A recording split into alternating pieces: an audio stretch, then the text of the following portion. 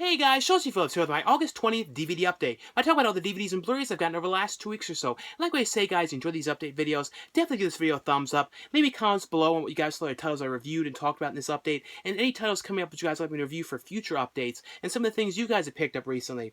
Now the first one I got from Shout Factory Scream Factory line. This is one I have not seen in years. I think I probably only ever seen this one time, probably like on USA Up All Night or something like that. This movie was originally produced for Showtime, and this is Psycho 4: The Beginning. I actually really like the Psycho films. The Psycho sequels were really fun movies, and I thought they were actually pretty well done. And this one was actually really good. Like I said, I hardly remember this one at all. I know I had seen it, but it was years ago. And it's basically, the Norman Bates character calls into this true crime talk show that's going on. And it's basically, there's like a woman who's interviewing these people, talking to them about people who have killed their mothers. And she's talking to this one guy saying about how he killed his mother. And then Norman Bates' character calls in, and he's kind of pretending he's somebody else saying, "Oh, well, I killed my mother, and I will tell you about why I did it, and I believe that I'm going to probably, by the end of this night, have to kill again." And they're all like, "Oh, yeah," they're not really, like, paying much attention, and they start hearing his story, and it's basically him telling about how when he was younger when he was working at the hotel with his mother, and it's kind of like his first encounter with this one girl, and like how he ended up killing her, and then basically because when talking too about how he ends up killing his mother and how it all happened, and it was actually pretty well done. I actually, Henry Thomas plays the young Norman Bates during the scenes when it was flashing back to him doing it. And I don't know, I really like this one a lot. It was actually really good, and I love Anthony Perkins, and I, especially, like, I've been trying to watch a lot of his movies. I recently watched Crimes of Passion with him, and he was always so cool and everything, and really cool in this movie. And I don't know, I just thought this was a great one. Like I said, this was directed by Mick Garris, and really always like his films. Has on here, though, a commentary track with Mick Garris and Olivia Hussey, who plays, Norman Bates' mother in this, and Henry Thomas, who plays the young Norman Bates, and also some behind-the-scenes footage on this one. But great transfer from this one. Highly recommend this if you like the Psycho films. The next one from Lionsgate. This is a pretty cool movie, and it has a pretty cool, like, it's one of those movies that kind of builds up to more and more craziness as it goes along. It's a movie called Urge, and it's basically about a group of these friends who are all kind of like rich friends. The one friend is not as like well off as the other ones, and they end up going to the one friend's. He has like kind of a house on this small kind of island, where it's one of those kind of islands where you can't get off of the island. You have to basically take a boat in, so like you have to take like a boat or a ferry in. There's really no other way off of this island, so they end up going there for kind of like the weekend to go there and go and kind of party at the house and go to kind of the party scene around, and they want to kind of do drugs and stuff like that. They go to this one club, and they end up hearing about this new drug, because like when they get there, everyone at the club is all acting really weird, and they're all like acting real happy, and they're all like, "Oh yeah," going kind of nuts, and they're all like, "What is everyone doing?" And they all kind of hear about this.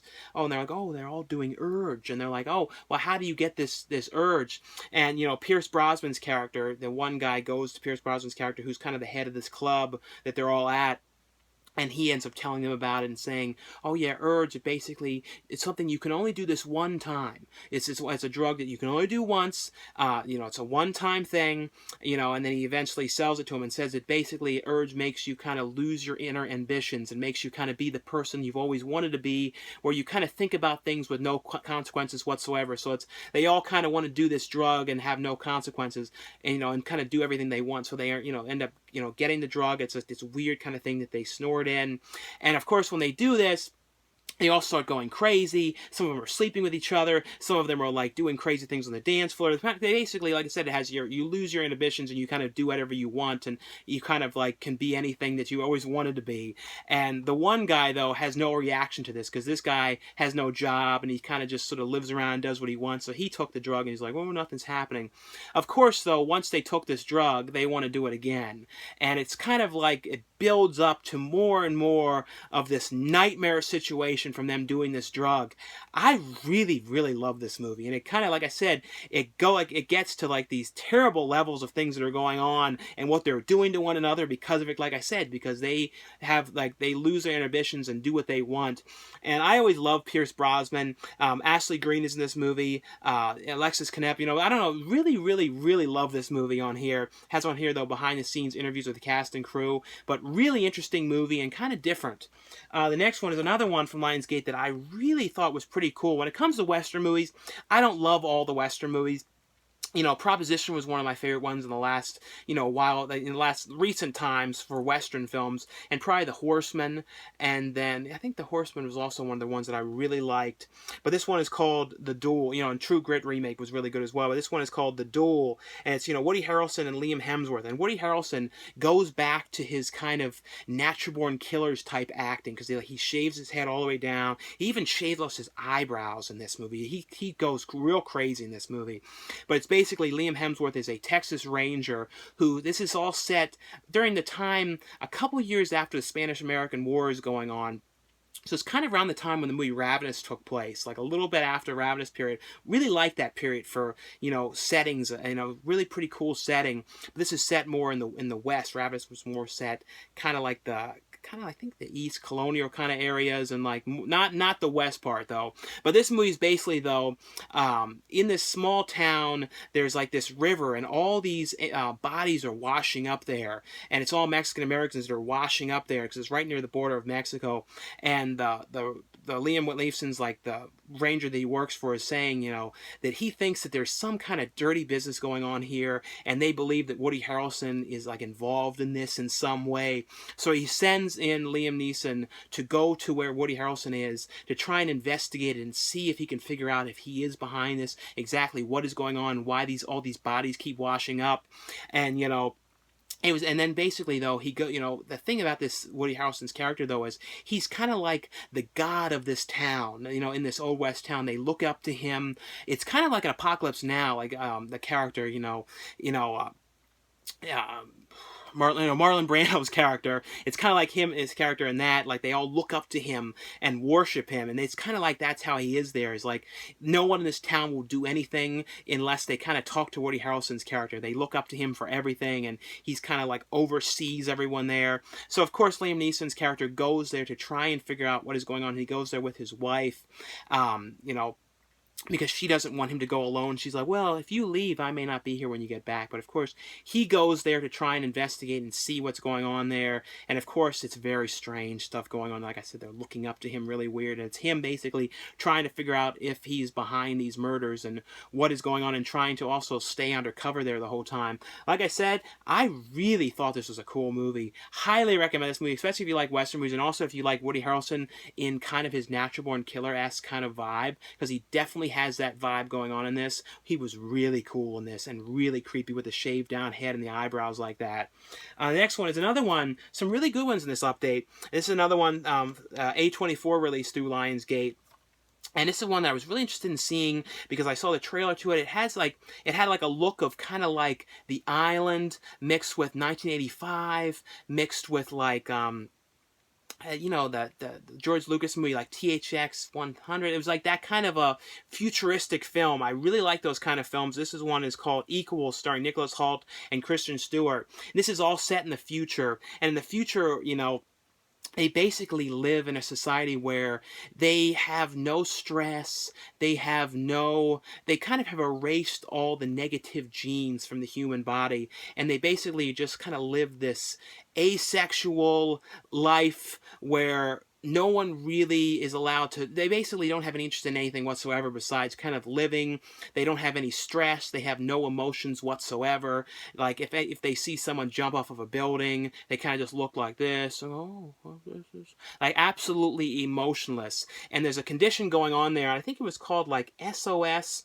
And it's basically where people start to get, you know, the what has been erased from them, which is like the stresses and all the sexuality, all that kind of stuff, starts to come back little by little. But they look at that as not a good thing. They look at that as a sickness, and it kind of comes in stages. And it comes to Nicholas Hoult's character where he gets this sickness and starts to kind of change. He starts to have emotions and starts to be interested in, you know, women, and Kristen Stewart's character. And it's kind of like they have different kind of stages of it, and the last stage of this is, you know, you go to this one place for treatment, which is kind of like what's going to happen when they go there. But I don't know, this was really pretty good, and it's basically a love story between Nicholas Hoult and Kristen Stewart's character, who's Kristen Stewart's character is there hiding and kind of being undetected, as, you know, she's sick and has this condition going on too, where she's getting back to the normal SOS, where she's actually having emotions as well, but she kind of covers it up and has not been detected, because you go to the doctor and they do this blood test and they kind of show what level you're on and things like that. You know, also Guy Pearce is in this movie as well as someone else who has the sickness that Nicholas Hoult's character becomes friends with. The director of this also directed Breathe In, that Guy Pearce was in as well. Always loved Guy Pearce. Really, really interesting film. Like I said, has that kind of Gattaca Island 1985 kind of feel to this one. Has on here, though, some featurettes on the film and audio commentary with the director. But another one I would highly recommend if you like futuristic and those kind of type films. The next one from Universal, and this is the extended edition of, this is not Snow White, this is the prequel film, and this is the one they haven't ever really made not really many stories of. Frozen is kind of has an aspect back to this, like the Ice Queen aspect of like freezing the town and stuff like that, but it's kind of its own story. And this is the Huntsman, the Winter's War. But this is basically, though, about Emily Blunt's character, who's the one sister of Charlize Theron, who, you know, her husband ended up killing the baby that she had. And she became very depressed about the whole thing that happened. And then she basically, like, freezes up the town. And she ends up basically, like, kind of taking all the younger children and stuff like that and kind of, like, imprisoning them, like, and orphaning them in, like, her castle. And one of them grows up to be, you know, Chris Hemsworth's character and Jessica Chastain's character. And they kind of are, you know, there. And she's basically, like, training them for war and fighting and stuff like that to kind of fight for her and things like that. And she's sort of like the mother to these kids. It's very weird what she's got going on here. But basically, though, this is, you know, because, you know, Chris Hemsworth's character is in the sequel, you know, Snow White and the Huntsman, and he basically has to go after Snow White character, Kristen Stewart's character, and get her back. But in this one, though, this is kind of years later, and he starts to fall in love with Jessica Chastain's character, and she doesn't want anyone having any love and some things like that, because she's real depressed about her life. But they kind of have this love thing going on between them, and then it's like, you know, something ends up happening, and he ends up thinking that she dies, Jessica Chastain's character, and it's years later, and basically the plot, though, is he has to try, and he's sent to get back the magic mirror that was stolen. It's kind of his quest to go and get it. I found it a pretty fun movie. Like I said, I actually like this a lot more than I liked the first movie. I guess since it's the prequel, but the second one, I didn't love that one. I like Kristen Stewart in it, but I didn't really like the movie that much. This one, though, was actually much more interesting. Nick Frost is actually in this movie as well for a big part in the film, and I actually thought he was pretty funny. And then one thing too, I want to mention, this has really funny outtakes on this movie. Like, they had like a whole lot of problems when they were doing this movie because like they were filming it near the airport, so like the planes were flying by, so there's all these like funny outtakes of like the planes going by, and like some real dirty stuff of them like getting mad at each other about like just sort of cracking up jokes and stuff. I don't know, I like outtakes, especially ones when it's kind of like a lot of like real cutting up and screwing around and stuff like that. I don't know, the outtakes were very fun on this one. Like, if you get the Blu-ray of this, definitely check out the outtakes of this one. Has on here, though, deleted scenes as well and a number of featurettes. But, you know, looks great on Blu-ray. Like I said, it has the theatrical cut and the extended cut. The next one from Universal as well, and this is based on the video game. I don't know if I ever played the game or not as a kid. I can't remember when it first came out. I don't even know how young I was when it first came out, like when it first originally released. I think it was on PlayStation. I can't be certain. I know, though, they have a new game, though, that just came out recently. But this is, you know, Ratchet and Clank. And this movie, though, from what I was reading, though, is basically, though, the first game, the story. So it's like if you didn't know the game at all, you would still be able to watch this. But it was one of those things, though, you know, but if you were a fan of the games, though, it definitely throws back to certain aspects of them. But it's basically, though, about this guy who basically wants to kind of be a superhero, sort of, and he has, like, works on machinery and, like, ships and things like that. And basically, though, it's a group of these kind of, like, superheroes that are kind of having a thing out there to try and get a new superhero. And he tries out and goes to, like, sort of audition to be a superhero, and they kind of look at him and go, "Oh, you're not big enough, and you can't do this," and then they kind of pass it off and say he can't do it. And then he ends up the one night seeing this kind of thing flying through space, and he ends up going and investigating and finds out that it's this kind of bad device thing. And then he kind of ends up sort of finding his way into with these superheroes that didn't really want him there, but he ends up having to help them along the way to kind of defeat this bad guy. I don't know, I find it, like I said, I was not familiar with the games at all, so I was like, I didn't know too much about it going into it, but I think it's definitely more, I would say, for kids. It has more of a kids feel to it, but it was a very fun film too. They got a lot of people in this for doing voices. Paul Giamatti's in this, John Goodman, Bella Thorne, Rosario Dawson, Sylvester Stallone, so they had a really good cast in this, voice actors. Has on here, though, some featurettes on the film as well, and then, like, the trailer for the newest game. The next one from Disney is Disney The Jungle Book. This is the live-action movie, and I really like this. I saw this one in theaters as well, and it's kind of cool, too, because it's like the whole movie. Yeah, there's only one live-action actor in the whole movie, which is Mogwai, you know, the kid. Everyone else is, you know, added in later, and, like, the whole set is all digitally. So it's, like, amazing how they did this. Like, some of them, because pretty much except for some props and stuff like that, it was all really well digitally done. Jon Favreau, too, directed this one, and I always liked this stuff. He did the first, I maybe did the second Iron Man movie, and a bunch of different films, Chef, but this one, though, I thought was really cool. Really good voice actors in this as well. Bill Murray's in this movie, Ben Kingsley, Scarlett Johansson, Christopher Walken as the one monkey. I don't know, I always love that monkey character. He's like, want to be, like, the one that's kind of dancing around crazy, and I don't know, I kind of cool how they did it, just seeing, like, the way they did this, like, with these, because, you know, it was all, like I said, all digitally, but it was really well done. But if you guys don't know the story, it's basically about a kid who was basically left out and abandoned as a child, and is kind of raised out in the jungle by the animals. And it's kind of him out there, but then, like, you know, when he gets a little bit older, he kind of is kind of hated because, like, they look at him as, like, kind of the bad for the, you know, because, like, they kind of see the older adults and stuff like that, and they see how they've killed animals and they've started fires and stuff, so they're kind of scared of him. And the one leopard in this doesn't like him and kind of wants to basically eat him. So it's basically, though, they have to kind of get him out of there, and they want to take him to humans, so he's with his own, you know, people. And it's kind of him, like, that's basically the journey, is what it is like getting him out there. Bill Murray, though, plays, you know, Baloo, you know, who's like the bear that he's friends with. I don't know, I really love this movie. I like these live action films. I love the original cartoon too. Used to one of those ones I used to always watch as a kid all the time. Has on here, though, a number of different featurettes, and then following around that kid who plays Mogwai, you know, showing him and the making of this film, and a commentary track as well with Jon Favreau. The next one from Sony is Maggie's Plan, you know, a film with Ethan Hawke. And it has, you know, a lot of people in this one as well. Bill Hader, you know, Greta Gerwig, you know, who's in the, you know, new, you know, Todd Solondz's movie Wiener Dogs. I have to watch that one. I think that comes out soon. I think it's going to be a burn-on-demand release. Julianne Moore. This one is Maggie's Plan.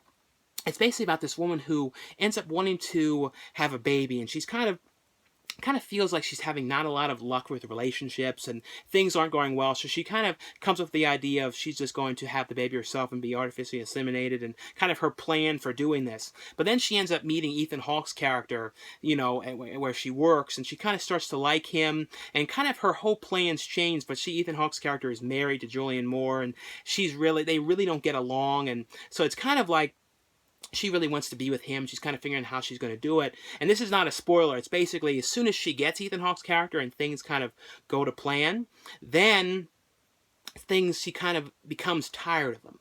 And it's kind of like she thought she wanted to be with him, and then he kind of like, she lost interest in him.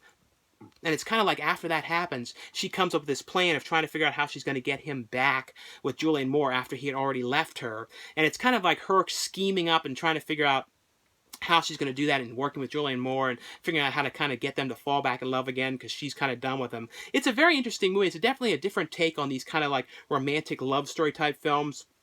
Has on here, though, a commentary track with the director, Sundance Film Q&A on here as well, and some outtakes. The next one, this one I just finished watching. This is from Sony as well, and this is a Jane Austen, based on the Jane Austen story, and this is Love and Friendship. It has Kate Beckinsale and Chloe Sevigny, and this is kind of cool because the director of this directed The Last Days of Disco, so it was kind of them getting, I think Chloe Sevigny was in Last Days of Disco. I know, though, Kate Beckinsale was for certain. I remember really liking that movie. I hadn't seen that one in a long time. But this one, like I said, is Love and Friendship. And this is basically, though, about Kate Beckinsale's character, who's recently widowed. Her husband had died. And she kind of goes to kind of stay this real kind of Richie, because this is all set in the 1700s, and Richie kind of in-laws, and she goes there to kind of stay with them, and she's kind of looked down upon. They kind of look at her like she, because when the husband was sick before he died, it looked like she was kind of like, they kind of all talk about her behind her back, saying that she was like going to talking to other men, and she really didn't help him, and she's not up to class with them, so they're all kind of having all kinds of little problems with her and things like that. But she goes there, and then when she goes there to kind of stay there, her daughter, who's away at school, ends up running away from school, and then she also goes in there and she starts to meet this guy, played by Xavier Samuel, who she starts to like, and then that guy's father is saying, oh, she's not good, and you shouldn't be with her, and I would not pay any attention to her, and it's kind of this whole thing, and then the whole thing with her daughter when she comes back, and it's kind of like a character piece, though. If you guys know the Jane Austen films, she also, stories, she also wrote Pride and Prejudice, I think Pride and Prejudice was the biggest, most known one. But I liked it. I thought this was actually pretty well done. Like I said, it's definitely a character piece with them. Has on here, though, a behind-the-scenes featurette on this one as well. The next one from Anchor Bay, and this is one I was really looking forward to seeing. Always loved, Evil Dead films and Army of Darkness, and these take place, because technically Army of Darkness was like right after Evil Dead, so this is technically 30 years after Army of Darkness, and this is Ash versus the Evil Dead. Really cool slipcover on this one. Really love the cover on this one. This is the complete first season. This one airs on Stars. I think the second season, the second season comes out in October. But basically, though, for years and years, they were always talking about doing a new Evil Dead film, or they were doing a new Army of Darkness, and how it was going to happen. And it was so cool that they actually finally did this, and it's actually done really well, and it's actually pretty cool, too. I was watching through this, and very cool, because it's, like I said, it takes place with, Ash's character, Bruce Campbell's character, 30 years after, and it's kind of him still doing the same thing. He still works the same kind of hardware kind of Kmart type of store that he was at, and he's kind of like a mess, and he's living in a trailer, and basically what happens, though, is one night when he's drunk with one woman that he's trying to hook up with, he ends up drunkenly like messing with the Necronomicon book and kind of bringing back the Cenobites, or the bad characters from the first film, like the demons and things like that. So he starts to like soon after starts seeing like the demons again, and like popping up and freaking him out, and basically, though, the demons come back, and it's kind of him having to go and get back, his shotgun and it's basically the people that he works with, two of his people from his job, end up going with him to try and fight them. And that's basically what it is trying to kill all the demons and stuff like that have come back for him because of what he did. I don't know, it's a very, very fun show, and if you like Evil Dead and you like Army of Darkness, like I said, highly would recommend checking this out if you guys have not seen the episodes of this or not. It has on here commentary tracks on all the episodes and some featurettes. The next one, this is another one I had never seen before, and it was really funny. And Patrick Stewart lately has been doing some really cool stuff, with Green Room, which is a really great movie. And then this show is Patrick Stewart. And he's supposed to be, I was reading about it, he's supposed to be playing kind of like a Piers Morgan type guy. And it's a show called Blunt Talk. And this is a show, I believe this airs on Stars as well. And like I said, I had never seen this one, and it was very funny, and it's real, like, raunchy and kind of out there kind of humor. It was kind of reminding me a little bit, too, of, like, the Larry Sanders Show, just a tiny bit, like, just some of the kind of vibe, because it's basically, Patrick Stewart plays a guy who has kind of, like I said, a Piers Morgan kind of talk show, kind of like politically, kind of like guests and celebrities, all that kind of stuff that he interviews. And he basically, though, one night ends up sleeping with this prostitute, and he gets drunk, and when he's drunk and he's like doing these drugs, and then the police, end up arresting with this prostitute, and then he doesn't want to be arrested, so he's resisting, and it gets caught on camera, and it's kind of like him, and because he was like this public figure, and he's still on TV, and it's kind kind of like screwed up things for him, and he has to try and figure out how he's going to get his career back on track and how he's going to keep from getting fired. So the first episode is him like interviewing himself, talking about what he did and why he was doing the drugs and why he was with the prostitute and all, kind of clearing up the rumors. It's just basically him doing this show and putting together this show, and he has this kind of guy who kind of helps him as like his assistant, and the banter between them is great. Very, very fun movie. Very, very fun show. Really like this one. If you guys have seen this, though, let me know what you guys think of this one, because it's a really silly show. Really liked it. The next one from Anchor Bay as well. This is one that's finally got a U.S. release. And it's, Eli Roth produced this film. And I think the director is directing the new Spider-Man movie, but I might be totally wrong about that. But this movie is called Clown. And this is another one, really cool, creepy horror movie. Definitely a top recommendation one. It's basically about this guy who's this realtor, and his son is going to this party, and basically that he has this clown that's coming to the party, and the clown doesn't end up being able to make it, so he ends up, not knowing what he's going to do when he's in the kind of one of the houses that he's getting ready to try and sell. He sees this trunk in the house, and inside the trunk there's this clown suit. So he's like, "Oh, I'll just dress up like the clown," and he ends up putting on the clown makeup and the nose and everything. Of course, though, there is something bad about this thing, and so the second he puts this stuff on, it doesn't come off. The nose won't come off. The makeup won't wash off. It's kind of like, it's an absolute nightmare being stuck in this suit. The clothes won't come off, and it starts to little by little like feasing to his body. Like the clothes start to become his skin. The nose becomes his real nose. He tries to pull it off. It's like real crazy stuff going on. But of course, though, once he starts turning into the clown is when he starts, people start showing up dead, and it's a very creepy movie. Really, I don't know. I really, really like this one a lot. The actor, too, who plays the clown in this did a really good job in this. But definitely would recommend you guys check this one out if you guys have not seen this one. Like I said, very cool. This one has finally got a U.S. release. And it has on here, though, a Making of Clown featurette, with Eli Roth on here.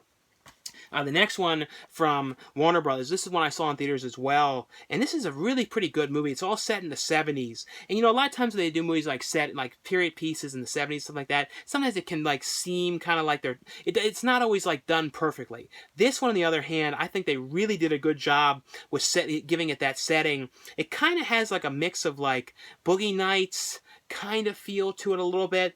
The movie's called The Nice Guys, and it's basically, though, about Russell Crowe and Ryan Gosling, who are these different kind of investigators, private investigators, and they're both basically kind of like looking for the same person. In the beginning of the movie, you see this girl who's this adult film actress who ends up getting into this car accident and dying. And the grandmother of this girl comes up with this idea that she's convinced that she didn't die. Even though it's all over the news that she died, she's like, "No, I saw her. I saw her in the window of the house." And she becomes, convinced of this and starts talking to Ryan Gosling about this, trying to find him, trying to find her. And they end up kind of coming into each other because Russell Crowe is like saying that one of the people that Ryan Gosling is looking for comes to Russell Crowe saying, "This guy is stalking me and he's following me." So they end up basically shuffling together because one's looking for one, one's looking for the other, and it becomes this huge thing. Eventually, though, they have to kind of work together, and that's when it really picks up with them having these kind of problems with each other and kind of getting into all these kind of sleazy parties, trying to figure out exactly what had happened to this woman and how she was killed, and if she really was killed or if there's some kind of a weird plot going on. And also deals with adult films, and it's like trying to find this film. And I really, really, really love this movie. Really well done, and definitely look forward to seeing more of what the director does, because I think this is a pretty cool movie. As on here, though, some featurettes in this movie talking about, the worst detectives ever on here, but a really, really fun film. The next one is a couple of different TV shows. This one is from Warner Brothers as well, the complete first season. I think this airs on CW. I'm not 100% certain, though. It's DC's Legends of Tomorrow, and this kind of has like an Avengers kind of feel to it, because like all the superheroes are kind of coming together, and Brendan Routh, who played Superman, is actually in this playing a different character. He played Superman in like the 2008 movie, I think. I can't remember what year for certain it was. And this is, like I said, is DC's Legends of Tomorrow. And this is basically, though, about this guy who's like a time traveler, and that's kind of adds to a different aspect of this, gives it like a different kind of feel. There's a time traveler who is trying to, there's this guy who basically is perceived to basically destroy the Earth, and he has to try and stop him. So he ends up kind of forming this whole group of superheroes and supervillains, and he kind of goes back in time to get them, and basically gets them all together. Of course, they reluctantly do not want to work together, and the ones that are bad are like, we don't do good things, and he basically puts them together try and stop him. The show is them kind of going to different places in time to try and get the guy and kind of stop him. But a pretty cool one. Like I said, it definitely has kind of like an Avengers, Suicide Squad kind of feel going on because it's all the different kind of characters. And even some of the characters in this were kind of like some of the Avengers one, because like and some of like the Fantastic Four type characters as well, because like the one would turn to fire and things like that. But a very, very cool show. Another one, this is one I saw, some of this one I was at the gym and had started watching through this, and the one actress was from Hostel 2, and I always liked her, and she was pretty cool show. And I like the guy who plays Lucifer. He's kind of like got this kind of like personality to him. He's like a real fool of himself kind of guy. He's basically playing the devil. Basically, this, like I said, this is Lucifer, the complete first season. Basically, the devil comes back to Earth as he's kind of tired of being in hell. So he comes back to kind of try and just like live with the people and things like that. So he comes back there, and what ends up happening though is like when he comes back, this one girl that he kind of messed up her life, and he kind of comes back and sees her, and he kind of likes this girl, ends up getting killed by these, these guys, and he's basically there, and she gets shot when he's with her, and he's unharmed, and the police end up coming, talking to him, and really confused of how he wasn't harmed. And of course though, he wants to get to the bottom of who were the people that killed this girl that he liked, and he kind of is lurking around. The cops are kind of looking at him and like, why is he doing this? And basically he's like, I have the ability to kind of get information from people, and people tell me everything, their inner desires and things like that. So he can talk to people and say, why did you do this? And why is it? Because he's a devil and has the ability to do this. So he basically wants to work with the cops, and it's kind of like him working with the police, trying to get to the bottom of cases and stuff like that. I don't know, like I said, I thought this is actually a pretty interesting show. It has on here though, a Comic-Con panel on here, unaired scenes, and a gag reel. The next one, I just started watching this. I watched pretty much most of the first season. I saw some of these ones when they were at the gym as well. And this is, Gotham, the complete second season. And this one is, Rise of the Villains. Because this one is basically a lot of the villains start coming in. A lot. The first one was set a lot in the insane asylum. This one is more in the Arkham Asylum, and this is basically though like the chief. It's kind of something that's happened to the chief, and he ends up kind of having to kind of work with the Penguin, because the Penguin, even though like he's pretty bad what he's into, he kind of starts working with him, and it's kind of like I said, a lot in the asylum, in the Arkham prison, and kind of like the villains that are kind of getting in there, and all the villains together. Very hard to kind of explain because if you haven't seen the first season, but like if you guys are a fan of this show, well, let you know, guys, this is out. I like I said, I think this is a pretty cool show though too. It like deals with like the young Bruce Wayne as he's kind of the early days of Batman and things like that. Has on here though the Comic-Con panel on here as well, and some character profiles and some number of other featurettes as well. The next one, this is a movie that I always really love. This movie, and had not seen this movie in probably after a couple of years, after the DVD came out, I saw it, and then I have not seen this in years. This is a movie I always really liked, starring Mandy Moore and Macaulay Culkin and Jenna Malone, and this is Saved. And it's basically though about Jenna Malone's character, who I've always been a fan of. Recently it was a Neon Demon. It's basically about, it's all set in this real Christian school, when they're all kind of trying to save each other, and it's kind of Mandy Moore's character is always, her goal is to try and get people saved and stuff. And of course though, Jenna Malone's character, who's dating this guy, she ends up finding out that he says that he thinks that he's gay, and she's like, and she basically sleeps with him to try and prove to him that he's not gay, and she ends up getting pregnant. And then but basically the parents end up finding these gay magazines under the kid's bed, and he gets sent away to kind of like a pray the gay away type environment situation. And after this happens, Jenna Malone's character is like, well, how did this happen? I slept with him. I thought that this was going to help him. I thought that people, this was going to fix everything. Of course it didn't, and everything got very screwed up. And when she gets back to school, she kind of questions everything that's going on, and she kind of questions everything about it kind of makes her kind of question everything, and it kind of puts a strain on relationship with Mandy Moore's character, because she's always kind of talking bad about the boyfriend and kind of spreading around the school, and it's kind of like, well, if she finds out that she's pregnant, what is she going to do then? Macaulay Culkin, though, was great in this movie. He plays Mandy Moore's brother, and he's like really kind of not religious, and he kind of just has to put up with all this that's going on. It's just a really good character film. One of those movies too that came out when I was in high school. So I don't know. I just always think of this because I think it came out like right when I graduated, or the year I was graduating. So it's just one of those movies that, to me, I've always really loved this movie. And it has on here all the features from the old one, like the deleted scenes and everything. And this next one from Umbrella Entertainment, and this is one I had never actually. I was watching this. I thought I never saw it before, and then I'm like, no, I've seen this movie before. And it's a Richard Franklin movie called Road Games. And I have to say, this movie was really cool. This is like one of those movies, to me, like one of like these perfect kind of movies that I really like. It's all set in the Australian outback, and it's Stacy Keach, who's this truck driver, driving this truck, and he's, he notices the one night when he's parking outside of this hotel that this one guy goes in there with this girl, and he ends up seeing him leaving without the girl, and he notices the guy like watching the trash. He's like in the hotel up there, like he's like, what is going on? Stacy Keach basically becomes convinced that he has killed this girl, and he kind of starts following him a little bit.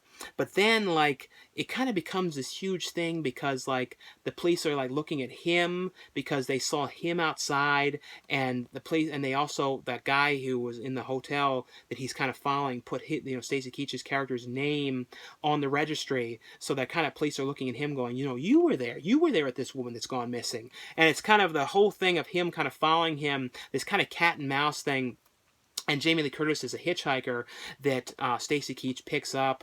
I don't know. I really, really liked this movie a lot. And it also, I liked it too because it kind of took it's like a classic exploitation film, and it kind of has like some silly aspects of it too, like these kind of comedic stuff going on with some of the people that Stacy Keach's character picks up, like this one woman whose car broke down, and especially the end has some really crazy stuff to it. I really thought this was good. Really, really good transfer on this one as well. It's a brand new 4K transfer this one as well, and a number of different features on here. Highly recommend this one. And this one was really fun to me too, because the actor in this was in Cannibal Ferox and House on the Edge of the Park. And it was cool to see him again in something. This movie is called Violent Shit the Movie. Yes, it's Violent Shit the Movie. Really cool. This is a limited to 3,000 release, and has in here though the soundtrack as well. And Goblin, Claudio Cimento of Goblin did the music in this movie. And it's got some mixed reviews. I was looking online. It's a remake. I've never seen the original one, but I really like this movie a lot. I mean, it's got some really strange dialogue scenes that go on a lot, but like the actual killing and like the gore and stuff, it's kind of like, even the director was talking about in the features how it kind of starts off as kind of like, oh, this is not going to be very gory at all, and then builds up to like insanity. But it's basically this guy, in the beginning of the movie, you see this guy kill his mother, and he's wearing this mask, and it's years later, people start showing up dead, and these police officers are kind of working together. And the one guy talks a lot like Werner Herzog. He's got like a real Werner Herzog type voice. And he's kind of talking to him, and they're kind of investigating. And he's like kind of thinking, could it be this guy who killed his mother, and killed all these people years back? Could he be back again? They're trying to kind of investigating it. And the one actor, though, who was from Cannibal Ferox, is he looks real creepy in this, because he's like real shaved down. And in some shots he wasn't, but it looked like he was, because like the way they lit it, like he was wearing corpse makeup and stuff, and he was like up to no good, and then like it just builds this crazy insanity stuff at the end that's going on. It was like, wow, it got nuts, and there all this crazy stuff going on. Another one that like I said, this update has some really cool stuff, and this one, I truly love this movie. Like I said, it's not going to be for everybody. It gets really gross, and like I said, it's got some kind of odd dialogue scenes, like, because it definitely had like a real like 70s feel to this. It almost felt like a real lost 70s film. And it's like I said, this is a Blu-ray release too as well, and looks good, very, very good on Blu-ray. The next one I want to mention, I actually have a little part in this movie, a little cameo in this film. And the actress from this one is from, Maria Thaner, who I always think of from, Tammy Littlenut from, Stranger with Candy. And she's been in a number of other things like Wanderlust. But I always like Stranger with Candy is like one of my all-time favorite shows. So it's kind of cool to be involved in something that she was in. This movie is called, directed by Kyle Rankin, is Night of the Living Dead, which is kind of like a zombie romantic comedy, romantic comedy set, a romantic comedy set during the times of a zombie outbreak going on. And it's about these two people that end up basically kind of hooking up at night at a party and waking up, and they're like, what had happened? And Deb's character basically is like there, and he kind of scoots her out of the house. And of course, though, when they do that, there's like zombies out there, and it's kind of like this whole situation of these two that really didn't want to be together after what had happened. It was kind of an awkward thing, kind of stuck together, and then kind of starting to like each other as this whole thing is going on. I don't know. It's a very fun movie. Like I said, I have a fun little cameo in this movie as well. The next one from VCI, it's another one I had never seen before, and it's called The Night Visitor, and it's Max van Sydow. I see tons of different movies this guy has been in for years. He still acts today, and it's, like I said, this is from VCI, called The Night Visitor, and it's basically, though, about this guy who was put away in jail and put into like an insane asylum for killing somebody, but basically, though, he didn't do it, and his family members had done it, and kind of blamed it on him, because they were like, oh yeah, he's crazy, he did it, and he goes out in the middle of the night and kind of starts breaking out of the asylum and kind of messing around with things and then killing off people one by one. And it's kind of like him getting his revenge on his family for what they had done to him, for putting him away in there. It's just a crazy movie. Some really, really great cinematography and music and stuff of him kind of lurking around. Definitely like a real slow build, creepy, atmospheric film. Has on here, though, a new commentary track on this one with author and filmmaker on the, Bruce C. Hallenbeck. Really, really cool one. Like I said, I had never seen this one before. This one is from Monarch Entertainment, and the one guy in this one, I saw him in Lost After Dark, and he kind of reminded me like what, of a role that I would have done. I'm thinking like this guy, if like anything that I would have done when I was like my old weight, he can do, because like he's really cool and like funny, and he like reminds me of me, to be honest. And like I feel like I watch anything with this guy because he reminds me of me. But he was in this movie called Kids vs. Monsters, and it stars Malcolm McDowell and Lance Henriksen, and it's basically, though, about these parents who are like these super rich parents, and they don't really like their kids, so it's like they really kind of have all this negativity about their children and don't like them, and they get talked to by the devil, played by Lance Henriksen. And Lance Henriksen is kind of the minion of the devil. Malcolm McDowell is the devil, and he kind of comes there and says, well, we can send your kids to this mansion and send these monsters to go there and kill them. And it's really insane movie, because the kids all go there, and then like the family's kind of watching in the devil's domain, and then watching the monsters kind of come and try and take out the children. And the kids are all like, one's like the hipstery girl, and the thing is, though, it's kids versus monsters, but it really should be more like teens or young adults, like, because everybody was like 18 to like 23 to 4. They really weren't kids, so it's kind of more like younger adults versus zombies. But I don't know, I thought this was like a really fun, like kind of like insane film too, like just an insane kind of concept. And the last one here from Camp Motion Pictures is a movie called Alone in a Ghost House. They wanted fame, they found pure evil. It's basically a group of these people who are trying to make a kind of ghost hunting kind of show where they investigate ghosts and like haunted buildings and things like that. And they're kind of filming this documentary, going around trying to make this show. And they're not really finding too much, and they don't really know how to pitch it. And the director's like filming and going, well, how do you want to do this? And should we start making things up? And, nothing's really happening. And they end up finding out that this one house where there was all these murders that had happened, and one woman comes there who's like this psychic, and she does this whole crazy psychic stuff where she's like talking there, and she's sitting in her bra and like talking about things. And of course, though, they end up in this haunted house, and it's kind of like them in there filming things, and it starts to having all these creepy things happening to them. I like the director Henrik Koto's films, so they're, this is like his kind of take on like a haunted, possessed kind of found footage type film. And I thought it was actually a pretty fun film. I like his kind of humor and stuff like that. If you know his films, I would definitely recommend this. Has on here though a commentary track, and then a Silent Dead, a short 8mm film, and then Making Out, a sneak peek on here, and some trailers. Anyway though, guys, that's all for this DVD Blu-ray update. Like I always say, if you guys enjoy these videos, definitely give this video a thumbs up, and I'll see you guys later. Bye.